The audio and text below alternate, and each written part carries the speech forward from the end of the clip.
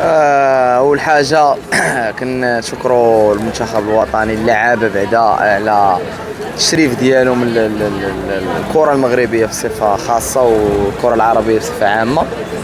وهذه غير بدايه، مازال ان شاء الله التالق.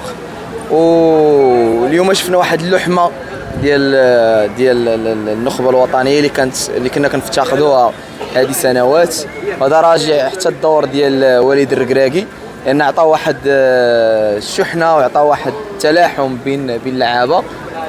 وحنا الصراحه ما كناش متوقعين الاداء يكون بهذاك الشكل في مباراه بلجيكا.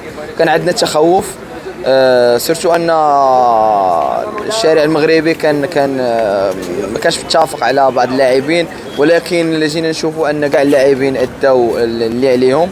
ونتمنوا لهم ان شاء الله حد سعيد في باقي المقابلات، وكنتمناو منهم يزيدوا يعطيو وصلوا ان شاء الله للدومي فينال ولا فينال، وعلاش لا نهزوا لا كوب ونديروا مدار الراجا في فينال كوب دي موند وديما راجا. قلت قبل ان شاء الله حنايا تايقين في الكوت ديالنا، تايقين في اللعابه، ان شاء الله غادي نتاهلوا.